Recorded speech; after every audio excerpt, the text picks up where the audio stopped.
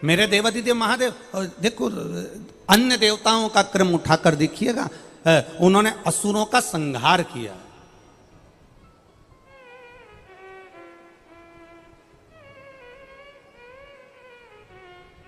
और मेरे महादेव का क्रम उठाकर देखिएगा एक बार, मेरे शिव जी का कोई द्रोही नहीं है,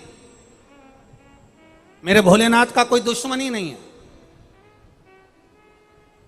तारकासुर भगवान शंकर का उपासक था, इसलिए वर मांगा ब्रह्मा जी से, ब्रह्मदेव वर देव तो ऐसा देव कि भगवान शंकर का पुत्र मुझे मारे, क्योंकि वो चाहता था कि शिव जी का विवाह हो जाए, शंकर भगवान की शादी हो जाए, मंगल विवाह हो जाए, वो चाहता था।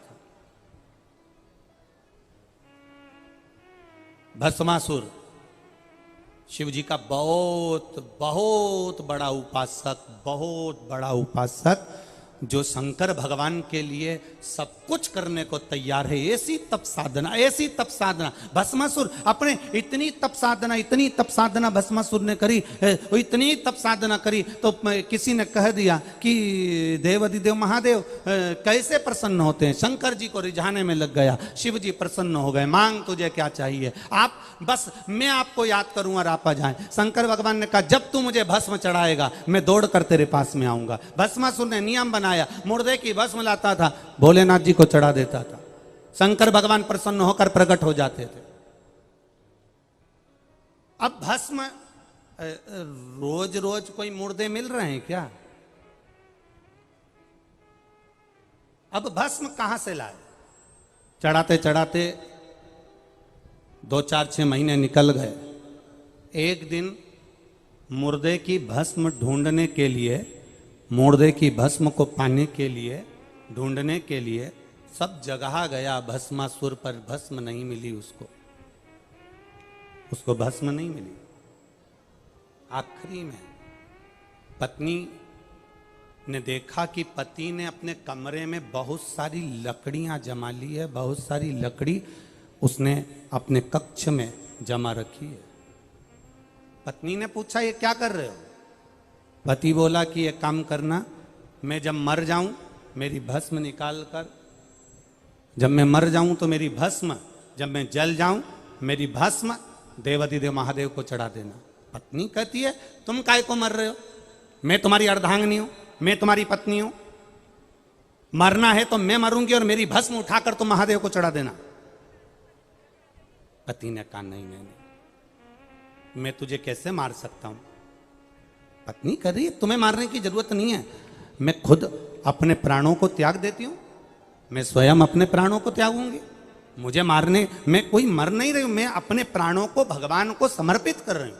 और पत्नी ने चारों तरफ लकड़ी लगाई और बस जलने के लिए तैयार हो रही थी। इतने में पत्नी ने अपने पति से कहा अपन दोनों को मरने से कोई मतलब नहीं, अपन तो ना तुम मरो ना हम मरे, एक काम कर दो, शंकर भगवान की इतनी आराधना करो कि शिवजी प्रकट हो जाएं, और प्रकट हो जाएं, अब की बार जब महादेव आ जाएं तो उनसे कह देना साहब हम कहाँ से इतनी सारी मुर्दे की भस्म लेके आए, कब तक मुर्दा ढूंढेंगे, हमारी खुद की कंपनी तैयार करवा दो, ऐसा करो कि हमारी भस्म की फैक्ट्री डलवा दो।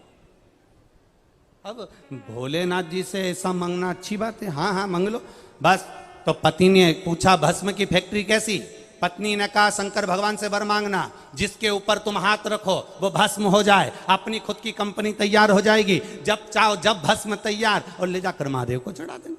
अब इससे जोरदार बात क्या हो सकती है? शिव जी प्रसन्न हो गए, प्रकट हो गए, मांग तुझे क्या चाहिए? बस बाबा भस्म ढूंढने के लिए बहुत दूर दूर जाता हूँ, भस्म मुझे मिलती नहीं है, अब मैं करूँ तो करूँ क्या? आपको प्रसन्न करने के लिए भस्म चाहिए तो मेरी खुद की कंपनी चालू हो, मेरी खुद की फैक्ट्री चालू हो। कैसी फैक्ट्री? मैं जिस पर हाथ रखूँ वो भस्म हो जाए, बस ये वर दे दो। अब भोले तो भोले,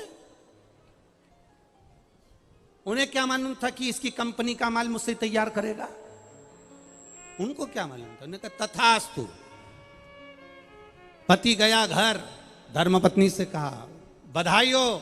पत्नी ने पूछा क्या? अपनी खुद की कंपनी चालू हो गई, जिस पे हाथ रखूंगा वो भस्म। आज मेरा मन कर रहा है मैं तेरे गले लग जाऊं।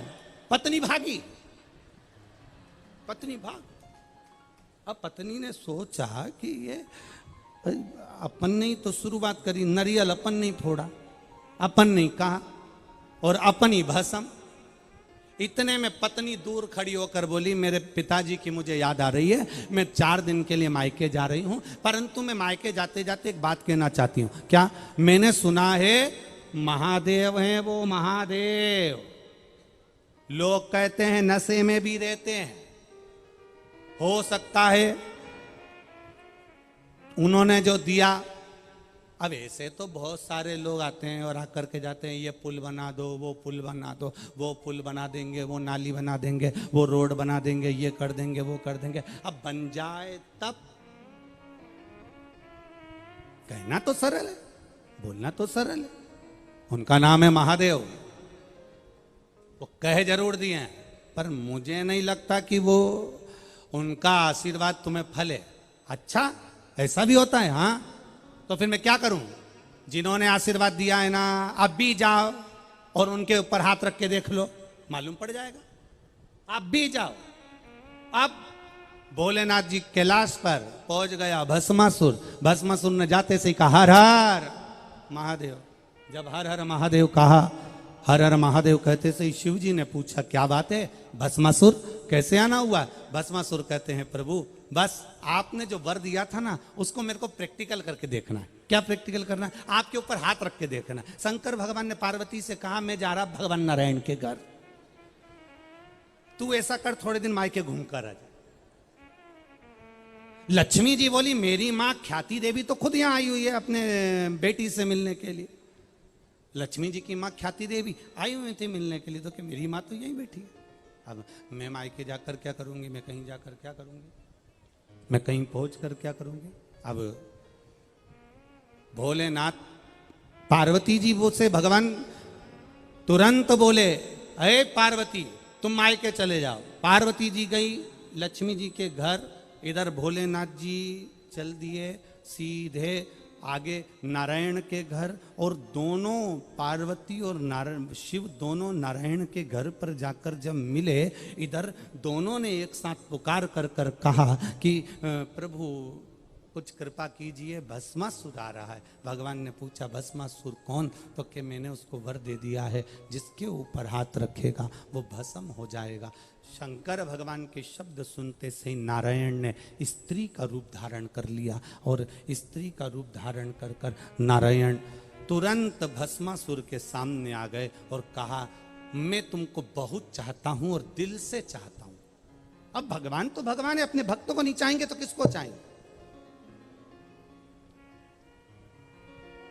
मैं चाहता हूं कि तुम मेरे हो जाओ और मैं तुम्हारा हो जाऊं।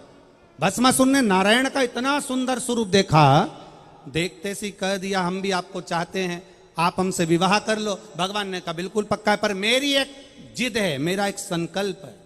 क्या संकल्प, क्या जिद? बस जिद इतनी सी है, संकल्प इतना सा है, मुझे नाचने का बड़ा शौक है। मेरे जैसा जो नाच लेगा वो मेरा पति बन जाएगा। आप मेरे जैसे नाच सकते हो? भस्मासुर ने कहा, क्या दिक्कत है? भगवान नारायण ने दोनों हाथ करे ऐसे, भस्मासुर ने दोनों हाथ करे ऐसे। भगवान नारायण ने दोनों हाथ करे ऐसे, भस्मासुर ने दोनों हाथ करे ऐसे। भगवान नारायण ने एक हाथ रखा अपने सिर पर, भस्मासुर ने अपना हाथ रखा सिर पर, और भस्म हो गया, समाप्त।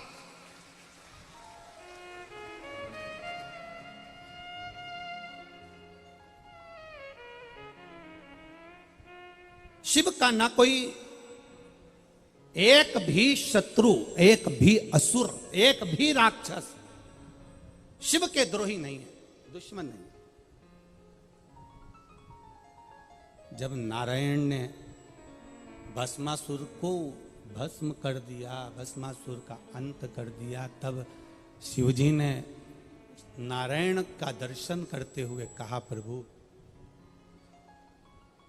यह असुर बड़ा भारी था, बड़ा भारी असुर, जिसका अंत करना बहुत कठिन था। ब्रह्मा जी ने भस्मासुर को मारने के लिए 5 बार प्रयास करा, तो भी भस्मासुर 5 बार प्रयास करने के बाद भी भस्मासुर नहीं मर पाया था।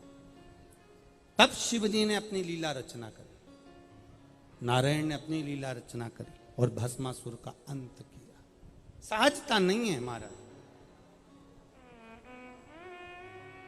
कई लोग कह देते हैं कि देवताओं ने तो इसका संहार करा, उसका संहार करा, उसका वध करा, उसका संहार करा। पर हमारे शास्त्र, हमारे पुराण, हमारे वेद ये कहते हैं कि जनमानस के कल्याण के लिए, दुनिया के उद्धार के लिए, जनमानस के कल्याण के लिए मेरे परमात्मा ने, चाहे वो राम हो, चाहे वो कृष्ण हो, चाहे वो शिव हो, चाहे वो नारायण हो, चाहे वो ब्रह्मा हो, इन सब ने जनमानस के कल्याण के लिए असुरों का संहार किया है। और असुर कौन? जिसके भीतर लोभ, जिसके भीतर काम, जिसके भीतर वासना, जिसके भीतर तृष्णा हो, वो असुरता है।